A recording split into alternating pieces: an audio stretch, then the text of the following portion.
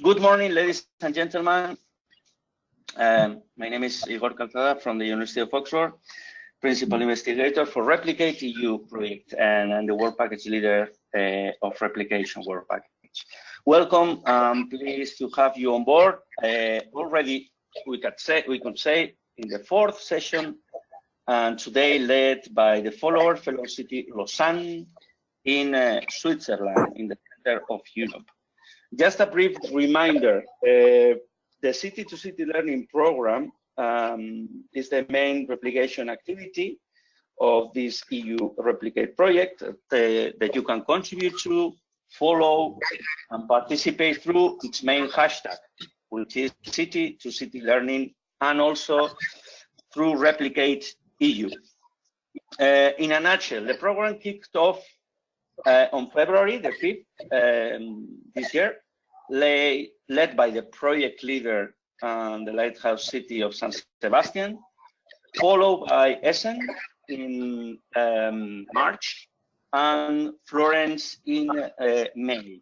The former focused on the smart service provision and the latter on the local entrepreneurial hubs and e-charging systems. As you can observe, the City2City learning is clearly compelling a wide range of complementary topics. You can watch all the sessions in our site, www.replicate.eu/City2City learning. Since the beginning of Replicate EU Lighthouse project back in 2016, we've been preparing the City2City learning program 2019 in collaboration with the three lighthouse cities, San Sebastian, Florence, and Bristol, alongside the three follower cities, Essen, today Lausanne, and Nilufer, and their unique related multi-stakeholder framework. During this time, the lighthouse projects have been intensively focused on the implementation of their pilots in the main three sectors, in energy, mobility, and ICT. And alongside these implementations, we have been carrying out fieldwork research in the three follower fellow cities to identify the critical factors and the unique composition of stakeholders. Now it's time to start matching how a diverse set of urban implementations, as we are going to see today, with the eco-district model in Lausanne, could be adapted and scaled up by considering the composition of the stakeholders in each fellow city. As a result, the follower cities, and this is very important information, will formulate their replication plans by the end of next year, 2020. This program has been designed entirely to assist both follower and fellow cities and lighthouse cities to find a common ground to further include in the replication plans of the follower cities. Thus, this program will last during the whole year 2019. This is already the fourth event, and it continues today with the follower city Lausanne.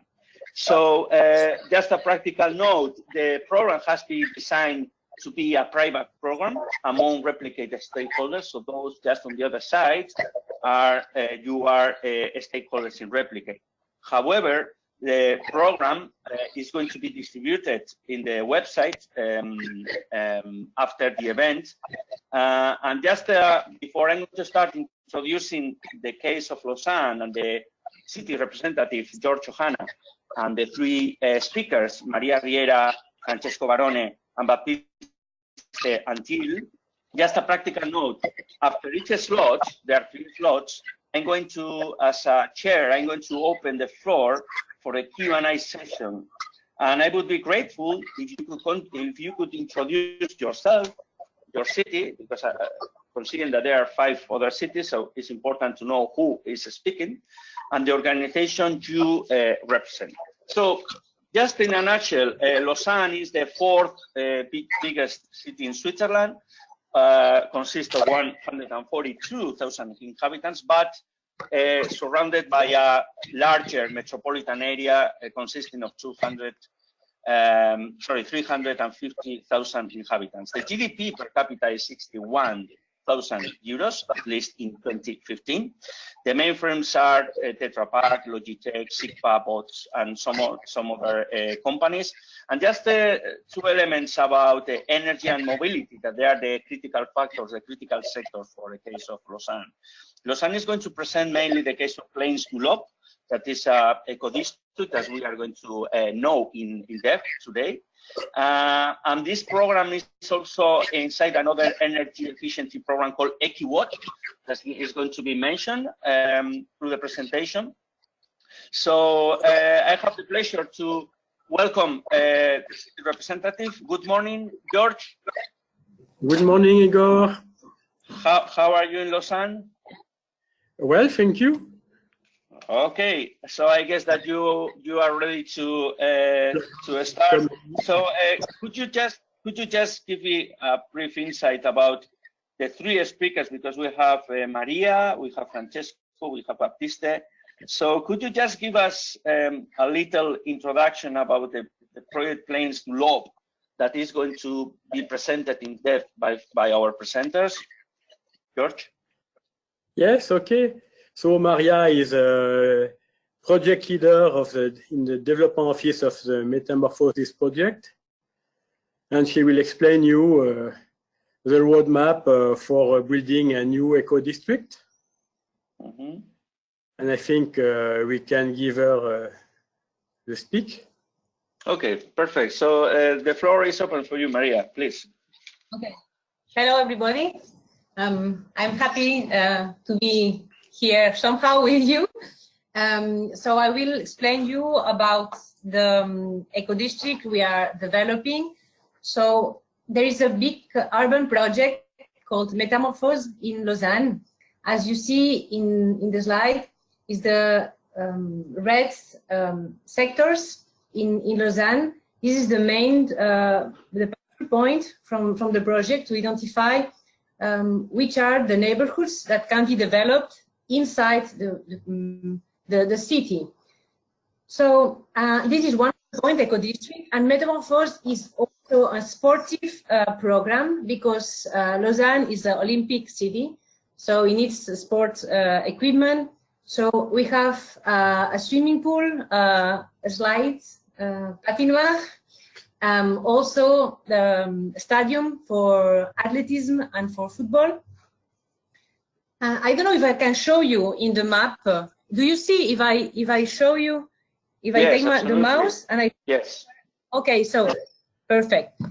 Here you have La Tuyère sector, when you have football equipment, and a new stadium is being built at this moment.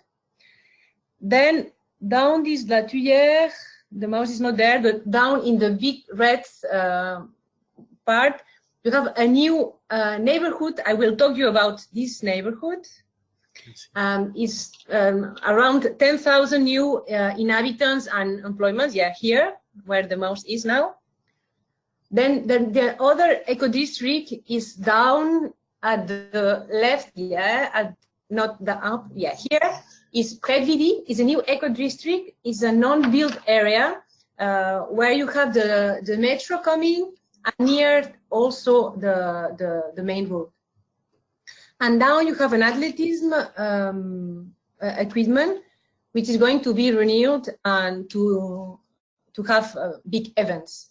So it's like a sportive and neighborhood development for the city, like a big transformation.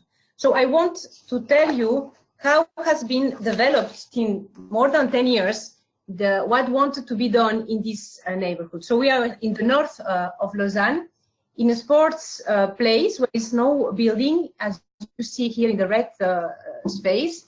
So the idea was to take out from the city, in the periphery, the football places, and then to build inside the building to hide the density. As we know, we need to build inside the city and not outside, so people go outside the city to do sports. So here you have the three main objectives for this new neighborhood. So in the economy, society, and ecology aspects. For the economy, we have the density and urban form, who gives like a cost-effective way of developing, and then also the functional mix to have activities and also an equivalence from costs and inputs for the city in the development of the whole neighborhood. And we developed with investors. It's not the city who is building. The city is the owner of the land, and we have other investors, external investors who come and build. So the city rents, as you can say, rent the land for 90 years. 90 years. Then we have the society objectives. Then we need to have more building, more housing in Lausanne. This was planned 10 years ago. There was a very important housing crisis. Now it's a little bit better, but we still need all this housing, and we need affordable housing. So this was a very big objective, and then also the quality of life, the spaces, and also transportation. As I will say afterwards, this new development of the neighborhood allows the city to develop a new metro which will arrive to this neighborhood. And finally, the ecology, which I will talk more about, the 2,000 watt society, to reduce the energy consumption to 2,000 instead of 6,000. And then also the waste management and the diversity to link the biodiversity of the neighborhoods besides. This is the big objective. So to link these objectives to the real development, an energy concept was developed from the beginning before launching the urban planning competition. So here you have an example of one of the subjects which was mentioned in this energy concept about the necessity of a compact and contiguous urban forms. You will see afterwards the result. Then the will to have a centralized parking place, so that people have not their parking places down their houses. They have to walk, so they go more often to take the car, and they take the bus, they go walking, etc. And also a reduction of the number of parking places.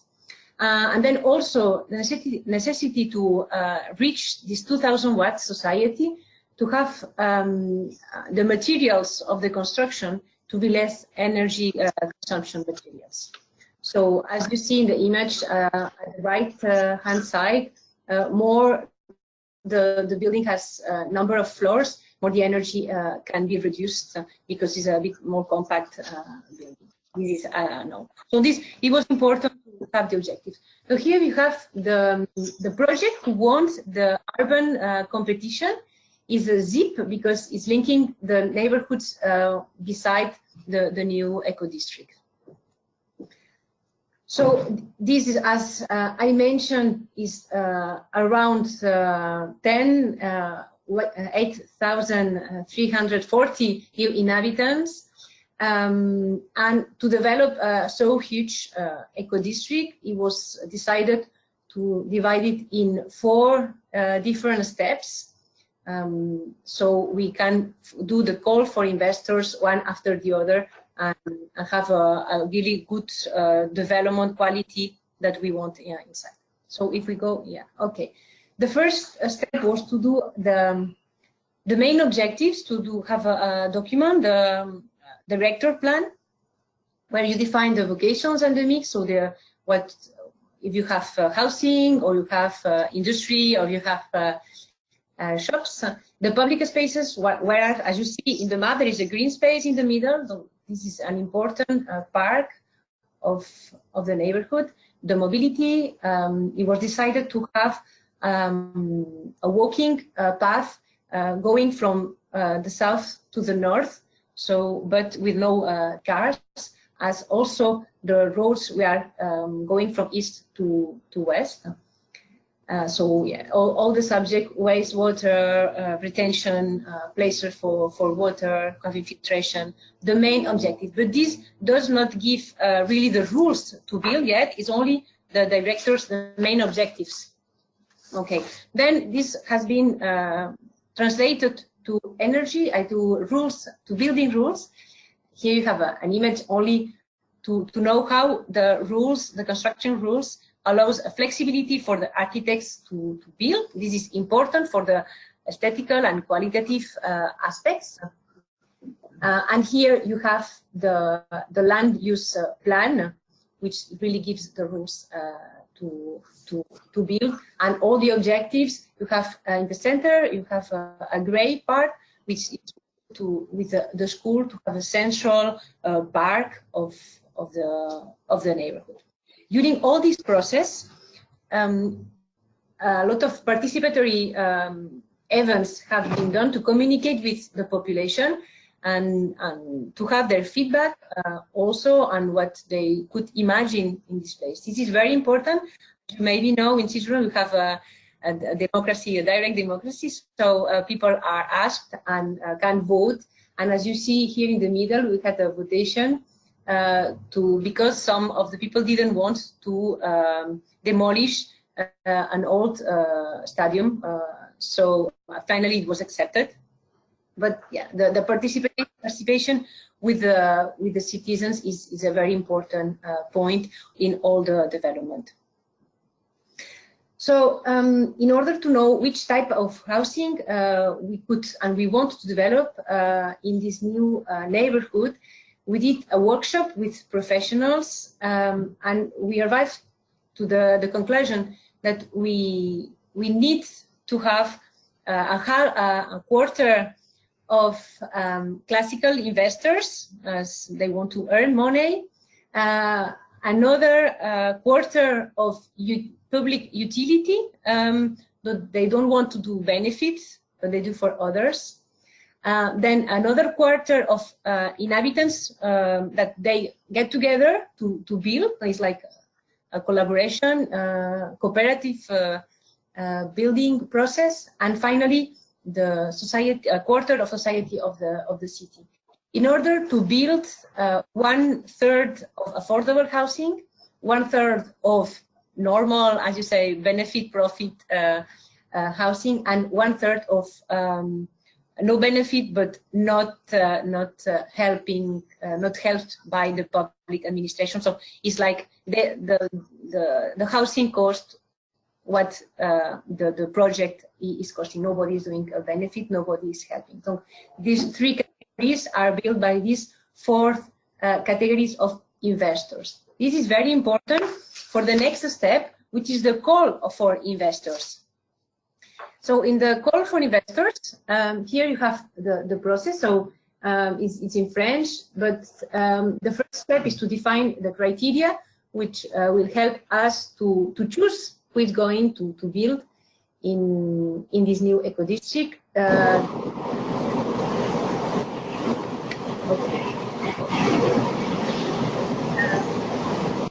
Please go ahead, Anna. Okay. Maria. Oh, okay, perfect. So, okay, the criteria, then the call for the investor, and then doing groups for investors.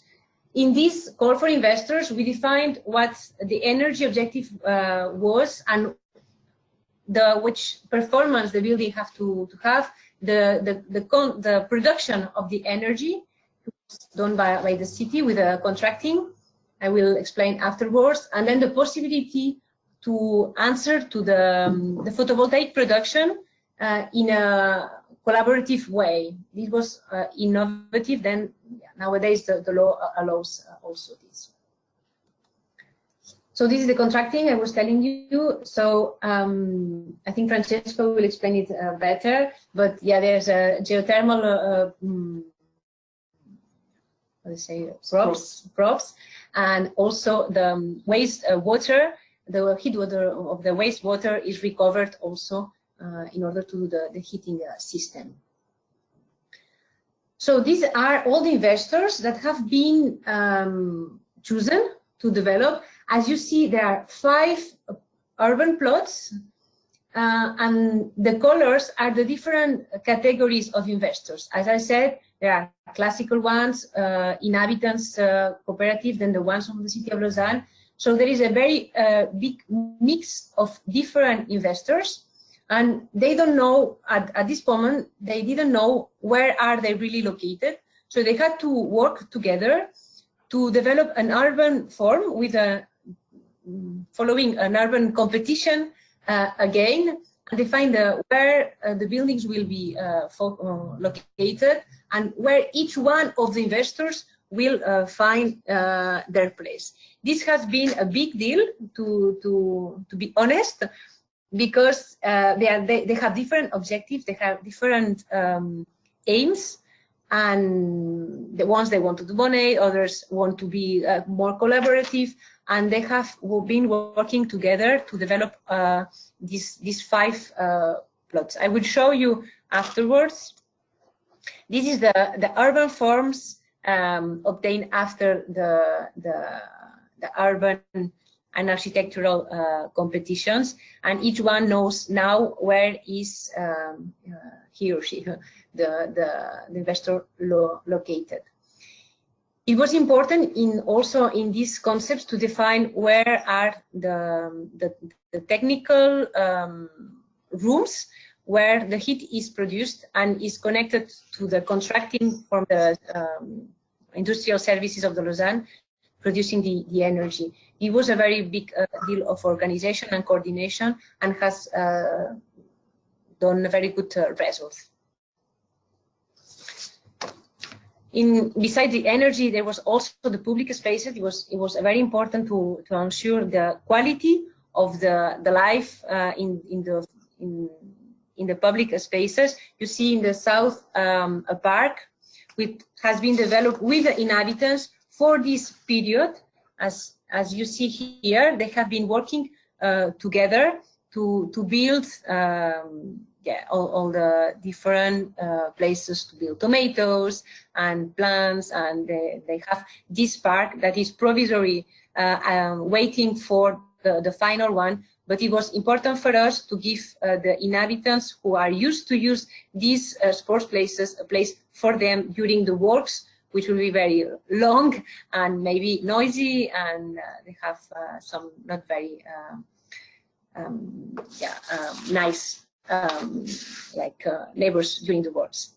And finally, to explain you the overall process, as I said, it started some time ago in 2010 with this urban competition, then the director planning, then the PPA is the urban rules with the canton, the public administration have to validate all this process. Then the blue part is the investors who have been chosen. Découpage attribution de lot is where you choose a lot, is the plot that you give to rent to an investor.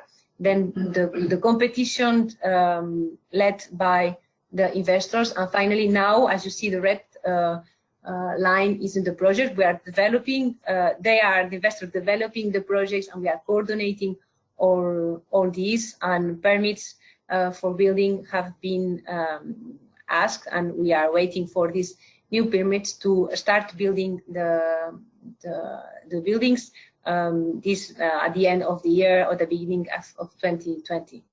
So yeah, it's a long process with a lot of people and contributors, and this is what is the richness of this neighborhood, is that it's a long process with a lot of contributors, and we wish that we will be really an eco-district, an exemplar eco-district.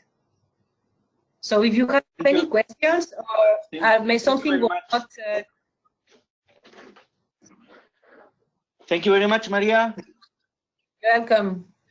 Thank you very much. Before I'm going to open the floor for questions from the audience, it was, as you said, it was very rich the way in which Plains du Lobe through the Metamorphose project is leading a new way of urban development.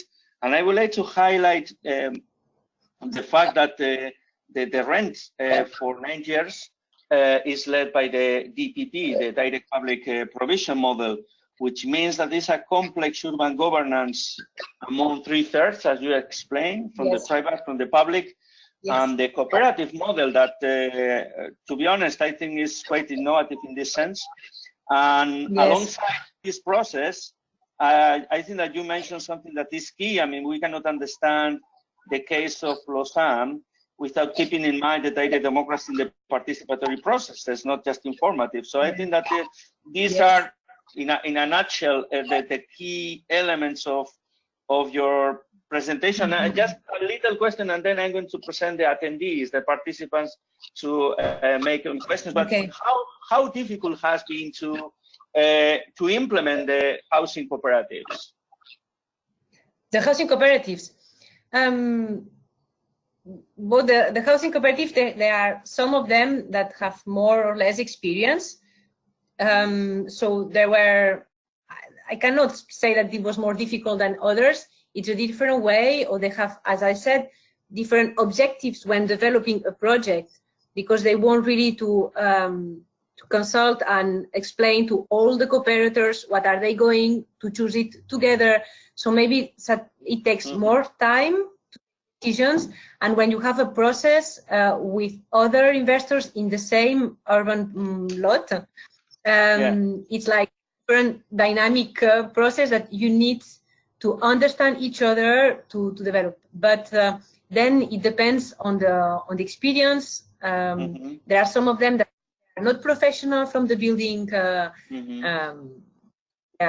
field, so for them is new. But as others also, not only cooperatives are the only ones who don't know, don't have experience in this field. So perfect. Yeah, it was rich. It was the question was this one. Okay. Yeah, I mean, you know, because sometimes it's quite difficult just going beyond the PPP, the public-private partnership, and this is exactly what good example of the housing cooperatives, how things could be much more complex, but at the same time feasible. So it's why I'm asking about the practicalities of that, but it's absolutely fine. Yeah. So let's just welcome Sol from Technomar, Sarah from Bristol, Nora from San Sebastian, Kay, Essen, Daniel from Bristol, Chiara from Espes, and there's another one. I don't know who is the caller 01 in the. So welcome. Do you have any question? Any of you, please? Hi everyone. Can you hear me? Yes, Kai. Good morning. Yeah. Hi. Good morning, everyone. Thank you very much for the interesting presentation. This is Kai from Essen. First of all, I think what I also liked was this little part you mentioned about giving the public space a real good use during the construction phase. And I comment. I really like that you're also thinking about this. That you are also participating with the residents during the construction phase, and that they actually have also already an extra value. Yeah.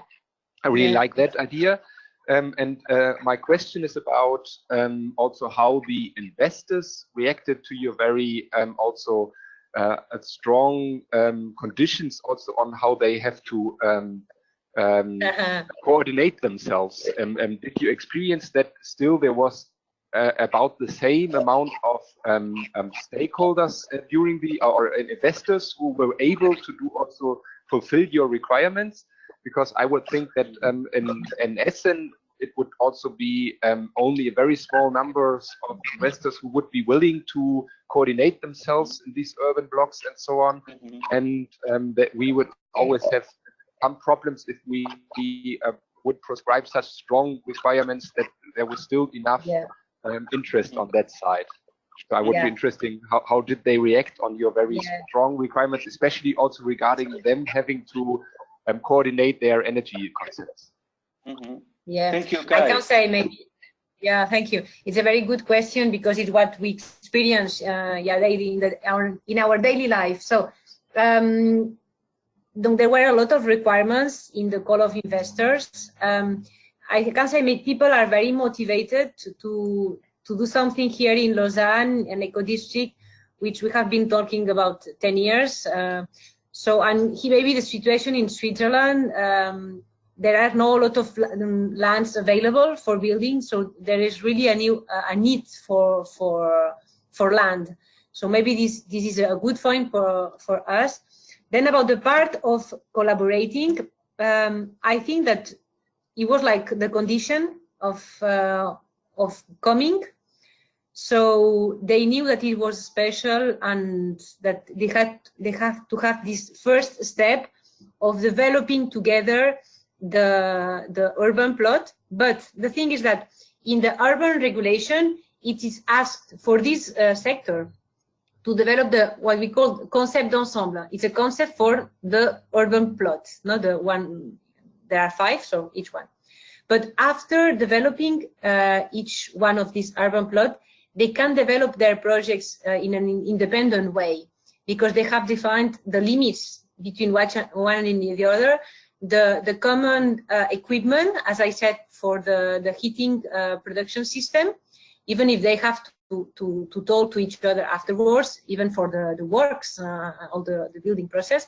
But it's not, they are not linked for all the process. I can say only maybe for these first 2 or 3 years to develop the urban concept. I don't know. Thank you. I don't have an answer. They are interested because I think they are motivated and they want to be in Lausanne, and they yeah, it's special. But I can maybe say also that it was new for everybody, so nobody was exactly know what we were doing because we are experiencing by doing it.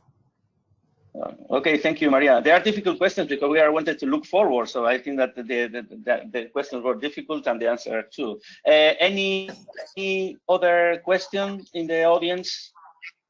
Thank you, Kai from Essen, Germany. Can I say something, Igor? Is that yes, please. In the Lausanne, our mission is there one person responsible for each urban plot. So we try to help on the development. They are not they are linked to the city, and we have the responsibility to make them communicate, and also with the departments of the city. So this is our mission as the department of the Bureau Métamorphose of the city. And this is important. It's important if you go on such a project to have people like coordinating, because there is a lot of work of coordination. I only want to say this. Yeah. Yeah, I think it was very clear from the presentation that each block was a unique and an autonomous way of developing. So I think this is a complex thing, but at the same time, as you mentioned, the richness of the project. So let's move on to the second slot. Let's go to a much more technical, deeper perspective with Francesco Barone. Good morning, Francesco. When he's going to discuss about the development of the medium depth geothermal energy in urban areas. Please go ahead. Hello, everybody. Just to start, before starting, I would like to thank the guys in Florence. I come from Florence, and I saw a very interesting project coming from Florence, and it was nice to feedback.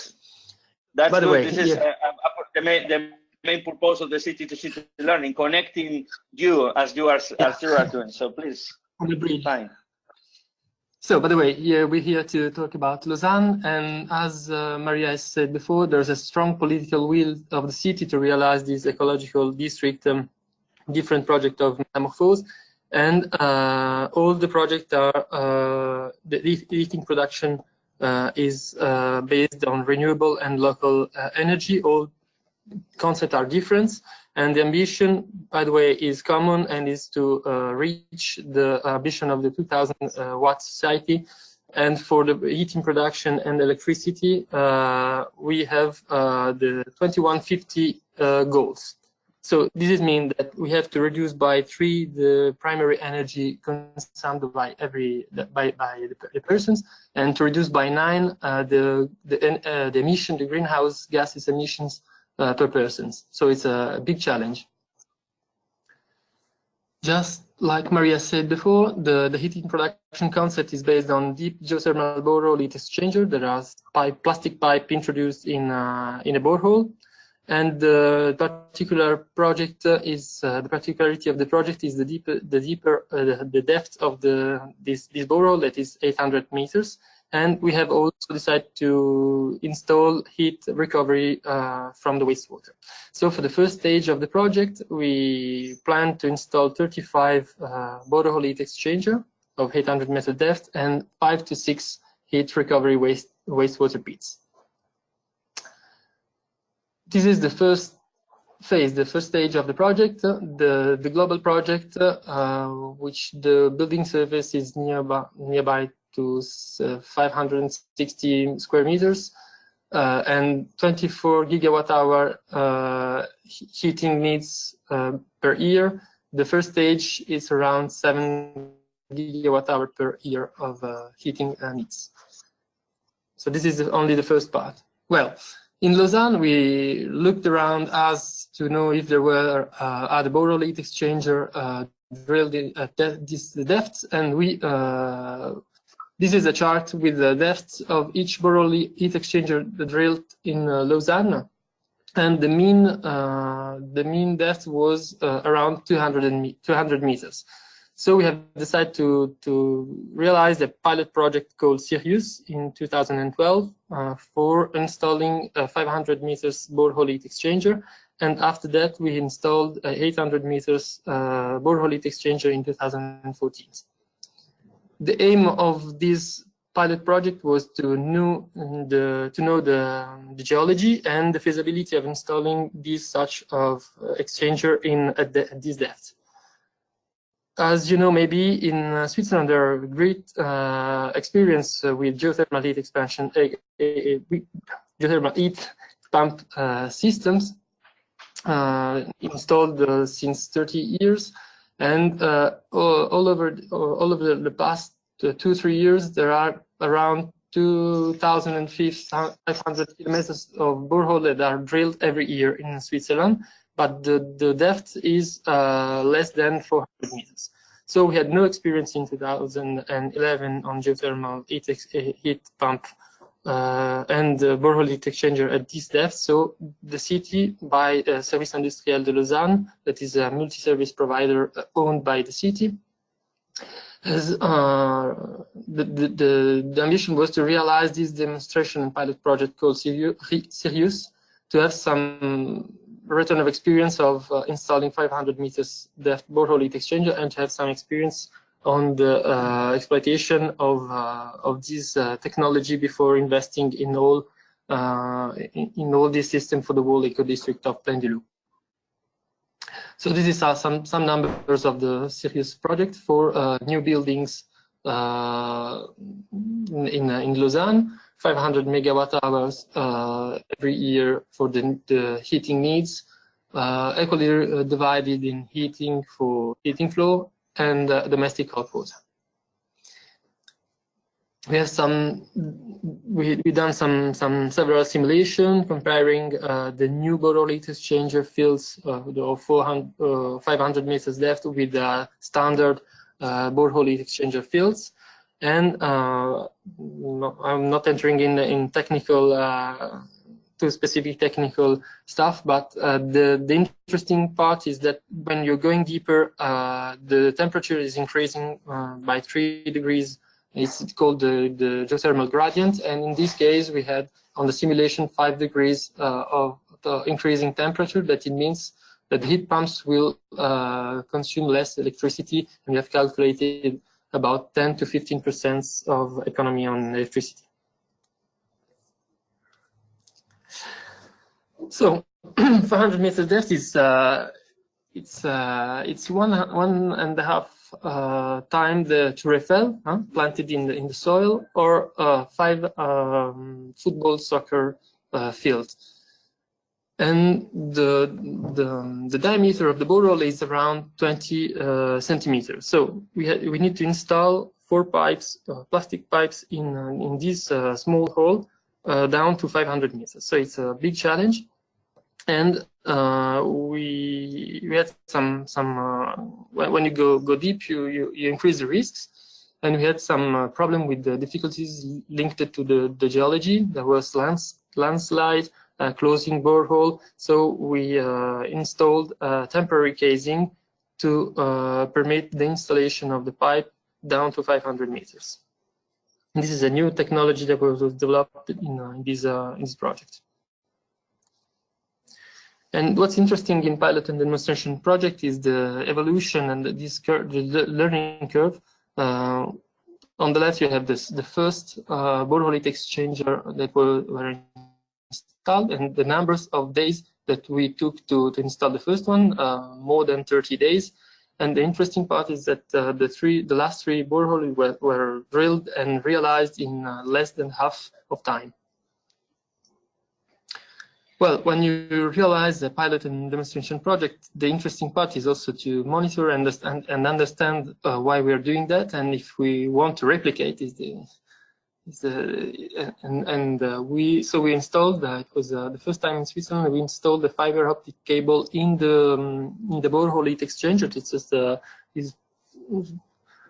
yes, we have the pointer, this plastic pipe here, and we installed this fiber in the borehole heat exchanger after we have done some calibration and measuring. And so we can look here, the temperature is measured every meters down to 500 meters. And we estimated the thermal gradient to have 26 degrees in the bottom, and we measured 26 degrees. So, based on the experience of Sirius, we decided to drill a pilot testing borehole in the Plan-du-Loup site at 800 meters of depth in the winter of 2014. Here, there's the location of the project.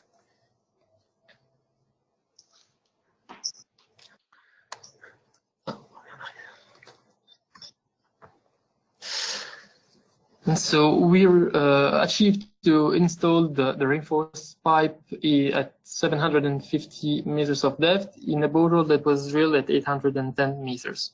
And the diameter was 20 centimeters. This is some photos of the installation, and on the right, the loop with the borehole heat exchanger is the plastic pipe reinforced that were installed in the borehole. Well, this is an interesting graph, also called time to depth graph. It indicates the depths, so on the ordinates here, and the time that is taken to achieve these depths. The blue curve is the estimated time, so every like in this case very optimistic, and the yellow orange line is the real project time to depth graph. So the time we took the double of the time to achieve the depths, but we realized the project, so we're happy. It was a success. We have had some drilling bit problems. These are in general some general problem in drilling project. Mud pump problem, casing stuck, but the results is good. So we achieved to install the borehole heat exchanger. The main this is a comparison between the expected and the real lithology. So the aim of the project is was to know the geology and to install the borehole heat exchanger. There were some difference between the thickness layer of the geology. But the important thing now is that we know the geology, and we have planned the deployment of the installation for certified borehole heat exchanger. We also achieved to measure the temperature like the Sirius project, and we measured at 32 degrees at 800 meters of depth. And what's interesting in this geothermal borehole heat exchanger project made by the city of Lausanne, it's the evolution of the depth and the geometry of the exchanger. So we have started with the classical W heat exchanger of 500 meters with the project Sirius. After we have done this pilot project at 800 meters depth with the classical or reinforced W heat exchanger, and now we're realizing 800 meters borehole heat exchanger, but with a coaxial exchanger that is better to extract the energy, the heat from the ground. This is not the actual images, but this winter the installation of the drilling rigs. 2 drilling rigs to drill the first part 0 to 400 meters, and after the second part with another drilling rig. And the objective is really ambitious, is to realize 35 borehole heat exchangers in almost 24 months. Drilling only only during the week because of the neighborhoods around. In Lausanne, we have also district heating that is the biggest and oldest in Switzerland. So we have 120 kilometers of pipe. Well, the pipe are 240 kilometers because we have two-way. We provided around 500 gigawatt hours of energy every year, and the part of this energy, 60% is renewable, and the 40% is provided by gas. This is the extension on the map of the district heating. The city of Lausanne have an ambition to increase the renewable energy production for the district heating, mainly by using biofuels and biogas and geothermal. So for the second part, geothermal, we have done in 2016 2D seismic survey in 14 districts around Lausanne. The extent of the project, maybe we will come after. This is I don't know if you're familiar with this kind of stuff, but this is the principle. We have a source that becomes vibration. The acoustic wave goes in the ground, and the reflected. This is the source, the track that gives the source, and these are the geophones. So that measure the vibration that's reflected by the layer of the ground. These are the geophones in really, and you have the lake and the mountains. So the extent of the 2D seismic survey was a very big project, 44 kilometers of length of the line, about 180,000 recording points, 90,000 vibration points, 40 workers, more than 40,000 letters that were sent to the neighborhood to inform and communicate for the project. And the project, well, the main acquisition project took around 10 days. This is the results. The geology model section on the Lausanne region, and this is the target. So the blue and clear blue is the target of the service industriel. We expect temperature of 40 to 80 degrees depending on the reservoir depth. The aim is of pumping hot water that is confined in this reservoir. We had also the chance to have an internship student from the University of Reykjavik for 1 year from 2017 to 2018 that has constructed the 3D geology model based on the results of the seismic survey. And this is the roadmap and the strategy of the city of Lausanne, a massive district heating expansion linked to renewable heating energy production. And the target on 2030 is to increase by of 50% the actual distributed energy, and to increase the energy production by coming from renewable heating production site. There are some effects. This is the cumulative reduction of greenhouse gases for the next 20 years, and the impact of different scenarios, the geothermal energy sites, production site, one here and one there, the contracting like Plaine-Dieuloup or other district sites. So this is the scenario, the green one that is were selected by the city. so the most ambitious. It's interesting to produce new energy by renewable energy, but we have also the aim to increase the efficiency of the district heating networks. So we have done at the beginning of this year, in February and March, a district heating drone thermography. It's a photograph, thermal photograph of the networks to focus on anomalies and leakage, mainly thermal losses.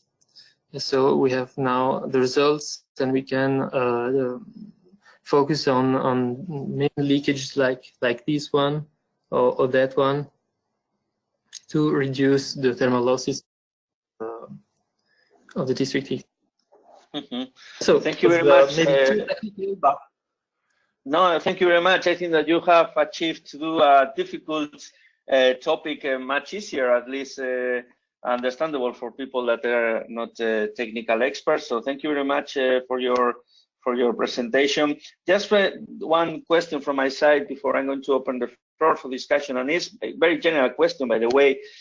But this, which is the degree to which the rest of the replicate cities could potentially replicate or scale up or adapt the technical implementation that you have explained? I'm just thinking about San Sebastian because they have a district heating, but maybe Florence, Bristol, Essen, and Nilufer could be interested in adapting at least what you have achieved. What's your take on? And this question is also to the other side. So I can see that Nora is in San Sebastian. So just please.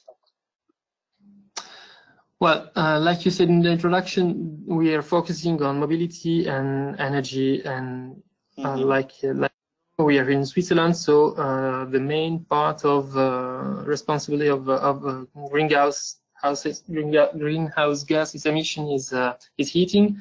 So we're focusing on heating. The replication of borehole heat exchanger it's very easy because you don't have to have some anomalies on temperature on the ground, because it's a closed loop system. So you can drill a borehole. Well, you have some anomalies maybe on the ground, but the system itself is it can be replicated everywhere in the world. Different.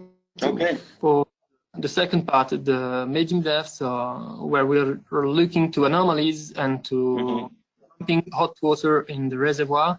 In this case, you need to do a seismic survey to focus on anomalies, on faults, and these are very characteristic of each region. And but for the borehole heat exchanger project, they are very easy. Well, with this experience.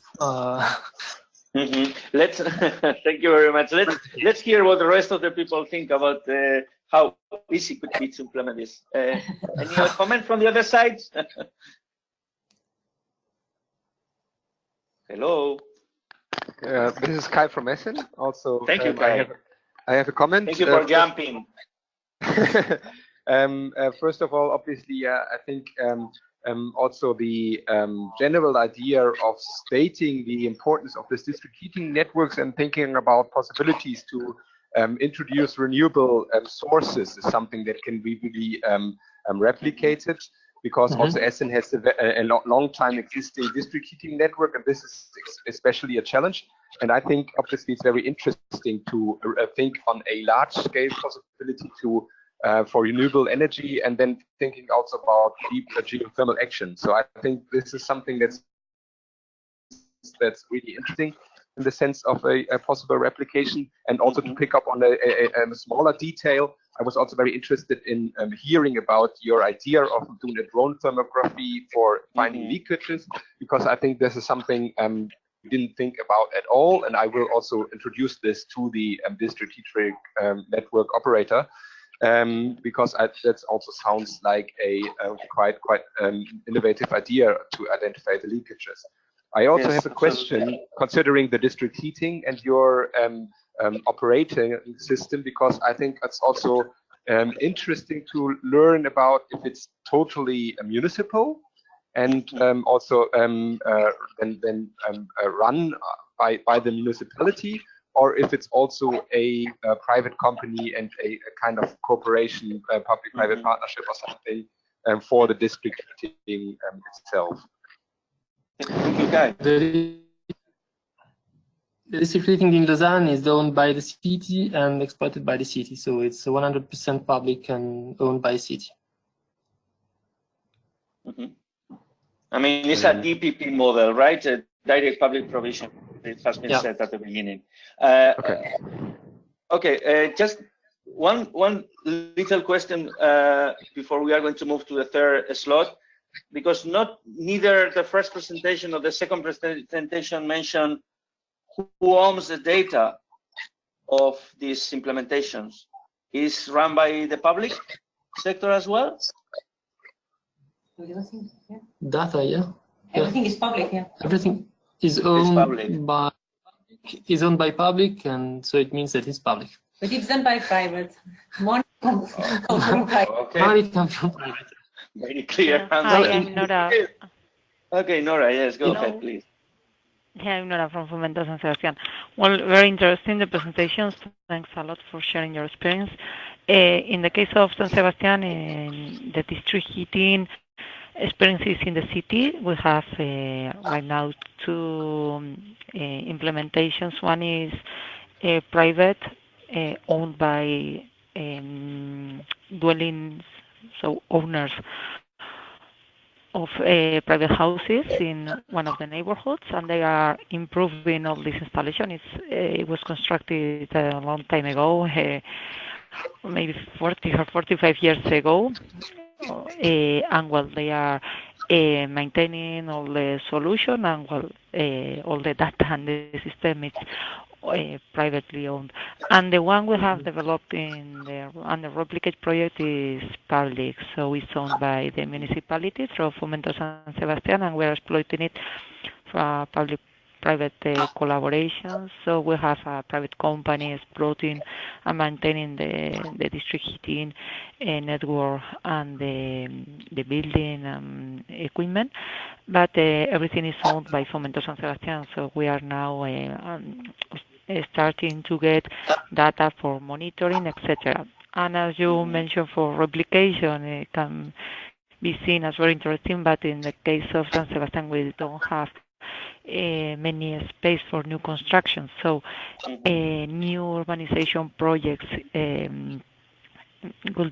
will make easier, much easier the replication process, and otherwise in already constructed neighborhoods is quite more complex, because we don't have such a long infrastructure as you may have other existing infrastructures in other cities. So for us, it's really a challenge. We are analyzing like a smaller replications, maybe a little bit smaller solutions. So and go ahead constructing and connecting different parts, but well, working on that. Yeah, I think that you're absolutely right, Nora. When I was trying to link your projects, I think it's very different. The starting point of San Sebastián not being a project and smart city from scratch, and it was something that it was a neighborhood that was already established with this kind of issue of the flooding of the river and so on and so forth. So that means that the Lausanne is another project that is entirely from scratch. So it makes a big difference to start adapting or at least scaling. But I think it's good to connect at least the two realities. Okay, just a comment. It's true for the Eco district, and it is effectively realized by Scratch. But for the district heating solution, we are providing this solution to the constructed area that are already constructed that can't be. We can provide another system like Pendulum. So we have these two approaches. The first one contracting for whole heat exchanger in a new area, and the other one is to develop the district heating system for the existing building. Okay, thank you for your complementary clarification. Let's move on the third slot, EquiWatt. I mentioned in the early presentation the energy efficiency program in Lausanne by Baptiste. Good morning, Baptiste. The floor is yours. Yes, hello. Good morning. So my name is Baptiste Tanti. I'm head of Energy Policy Group in Lausanne Utilities. And my presentation is about our energy efficiency program here in Lausanne, which name is EQUAT. I will give you first a small background of the program. So it was launched in 2016 in order to contribute to the federal energy strategy, which is basically, there is 3 goals for the federal energy strategy. First, increase energy efficiency. Second, increase renewable energy production. And third, get rid of nuclear energy production. So EQUAT is a response for the first objective of federal energy strategy. Funding comes from a tax on electricity consumption, and the general objectives are provide energy savings, inform and advise citizens and businesses, and we also want to pay special attention to social measures. So let's move on what we do for citizens. We offer quite a few subsidies for them. First of all, in e-mobility, which means electricity for mobility, bikes, battery, and scooters. It's quite interesting to say that for young people and also people with quite low income, the amount of subsidy for bikes is doubled. So pretty generous here. We also support LED lighting and domestic equipment such as washing machines, freezer, and so on. We also have developed a kit for energy savings that you can see just here on the left or on the side. It's not only material. I mean, we sell it for at a very good cheap price, but it's not only material. We only sell it if the customer has an advice from us. It's quite successful from here. We also give information and advices. A good, in my opinion, point is we offer free advices at home. So you just have to call us, and we come to you to visit your flats, your accommodation, and give free advices to save energy. We also have a van, an electric van that moves in the city neighborhood. Yeah, you can come to see us and ask any question you want to know. I think it's interesting to focus on this action plan, which name is Eco-Social Operations. It's really focused on people with low income. We are quite proud of this program. So twice a year, we choose a district in city of Lausanne with many subsidized housing. And then we visit the flats and offer equipments in the energy field. That means LED bulbs, water savers, and so on. It's totally free. Sorry. It's totally free, and normally 80% of inhabitants welcome us. It's a good operation. And what is, more social, that is that the people who make the visits and install the material come from social service of the city. So we teach them how to do it. And the idea is it's for them a professional experience, and it's supposed to help them to find a new job after that. And actually, around 30% of them find a new job after that. So it's a very good success for us. So let's move on for what we do for businesses. It's quite simple what we do, but it's, in my opinion, very efficient. We offer a subsidy of 20% of the amount of a project, as long as you save at least 30% of energy, whether it is electricity, heat, and so on. So if you have a project, if it's lighting, if it's heating, cold, and so on, you can ask for this subsidy. It works quite well so far. From the beginning of this year, we made a partnership with a Swiss organization that is specialized in optimization of heating system. So we offer in Lausanne free optimization of heating system. So we don't have a lot of experience with that because we start this year, but it's quite promising so far. Beyond that, we offer quite a good customer service. If you want a free advice, a free instance analysis of your facility, we can help you. It's free. And what is to come, I think, probably next year, we will offer loan with zero interest rate for any projects which can save energy. And actually, yesterday, the management of Lausanne Utilities accept this project. So very good news for us.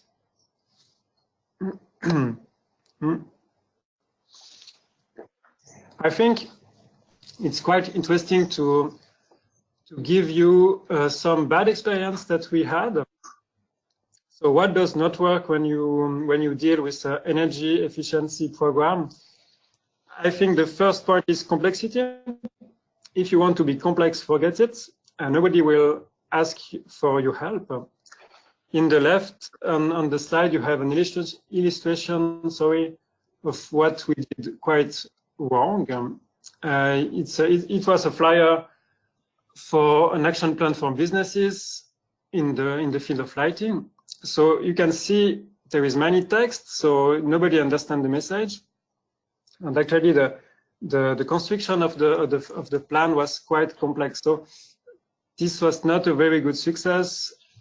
You really have to think about simplicity. The second point, I think it's important. You have to be patient. Don't be impatient. You need time, effort to be known. And if you are not known, if you are not well known, the program will not be a very good success. For us, it took around 3 years, I think, to get pretty well known. Now, I think it's okay, but it took a lot of time and a lot of effort as well. On the last point, it's maybe a pity, but you can't, in my opinion, expect too much involvement from citizens. If what you offer is not simple, if you don't go to their house or something like that, normally they don't really care about you. They don't have a lot of time, like every one of us, I think. So really, you have to think, oh, I don't want to take too much time and too much energy from my customers. Another thing is experience from the field, how to gain notoriety. It's not the same for citizens or businesses. For citizens, the use of the local newspaper works quite well. It's a good way to work with. Also, if you can make promotional action, it's worked very well. In the left, you can see a cookie that we offered a few weeks ago. And it's quite impressive how people like sweets.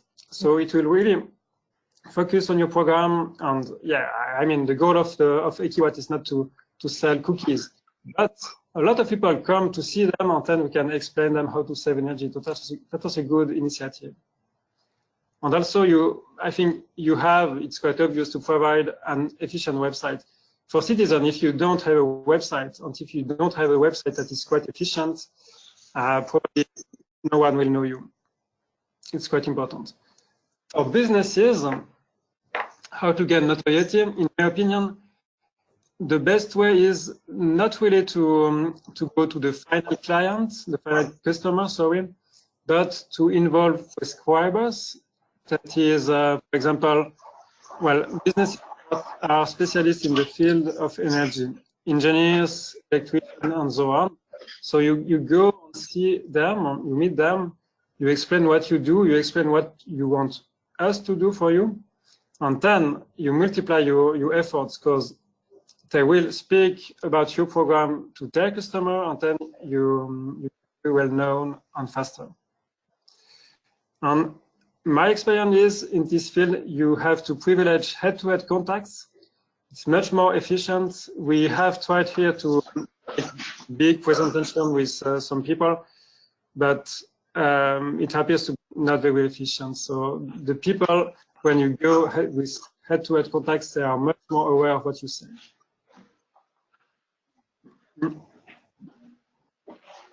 So to finish, here are the results we have so far, and the objective in the yellow circle. So what we see is that, well, I say fortunately, the results are increasing from 2016. In the up, you have electricity savings and heat savings. We see that the objective of electricity saving are just, we have, the results are just below the objective, but not so far. Whereas in heat savings, we exceed the objective, which is quite good. I think that is, in my opinion, interesting is that the cost, if we add all the costs of the program, which means subsidies, communication, and salary, the cost of it is 0.043 euro per kilowatt. So it means that managing energy efficient program is quite competitive with energy production. And normally in the future years, this cost will be lower because we have quite a few administrative costs and communication costs in the beginning. So it will be competitive in the future years. And I think that proves that such programs are quite interesting for cities.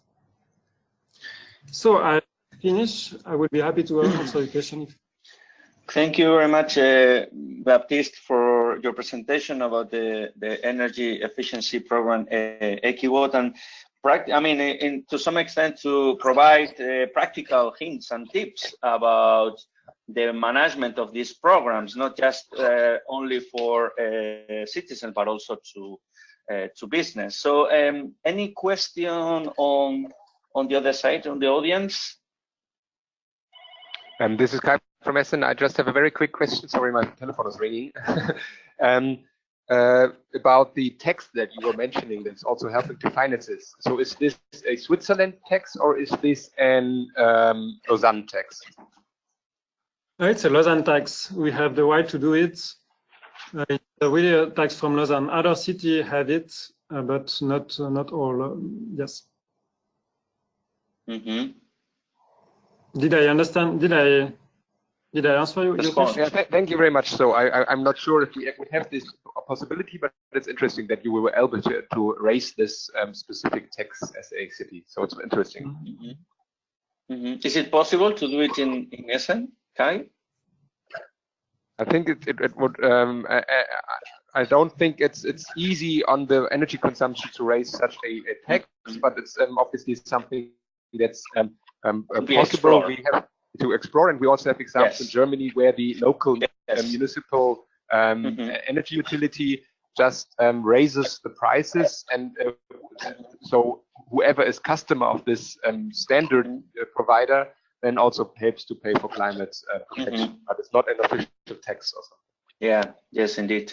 Thank you very much. Any other comment or question?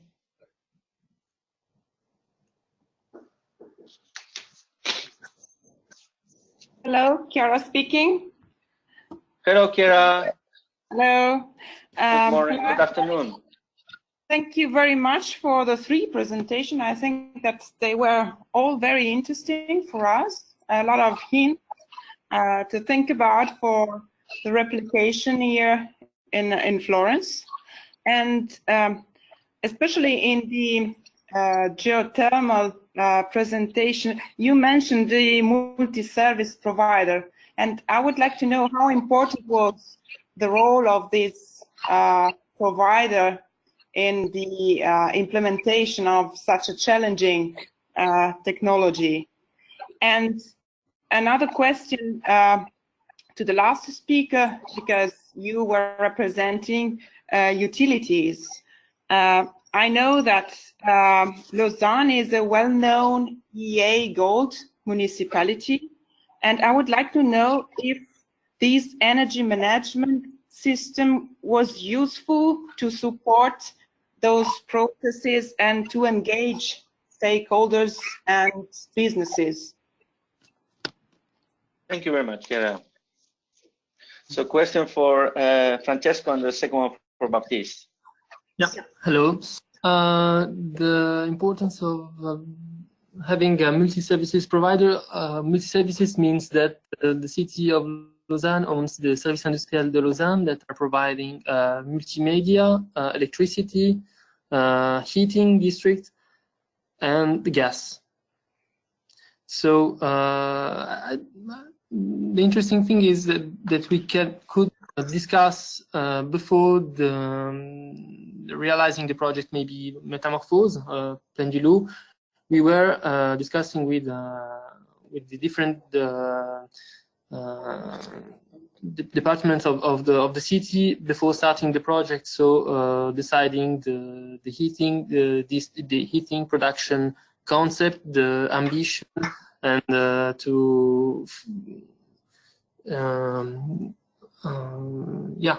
and giving the obligation of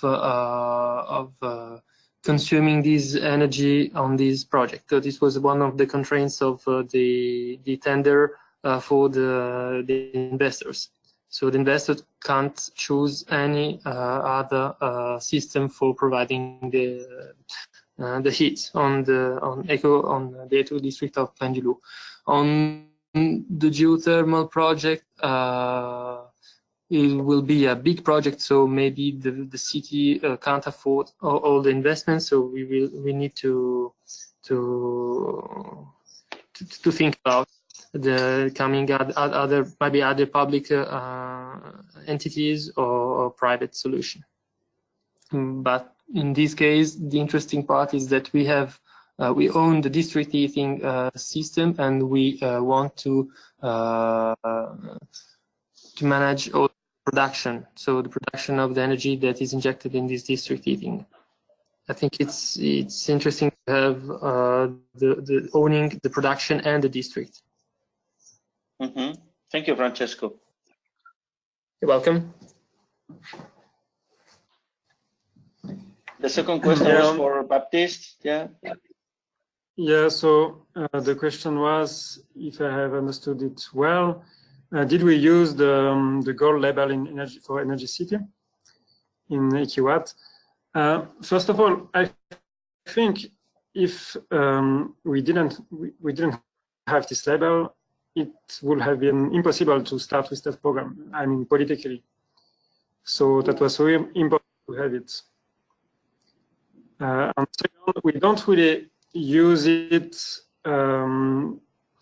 much for the program, a little bit in communication. I mean, if we use local newspaper, we make reference to this label and so on, but it's not really well, how to say, a big deal.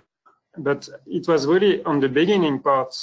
I mean, this program needed political acceptance, and to get it, it was absolutely necessary, and it will be in the future because the program is how to say, is validated by our authorities for 4 years, but in the end we have to come to explain them what we did, and again it's very coherent with this label, and yeah, it's I mean, it's a necessity to have it to continue the program.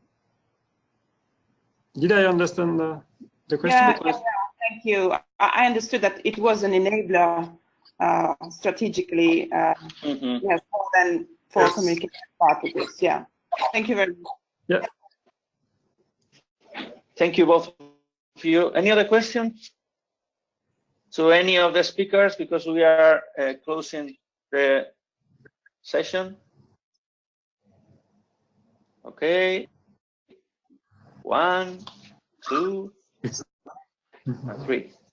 No more questions. So thank you for George as a city representative, George from Lausanne, and also the three great speakers, Maria, Francesco, and Baptiste, for the comprehensive way to develop the complex case of Lausanne, but the rich case of Lausanne, road mapping for the realization of the eco district.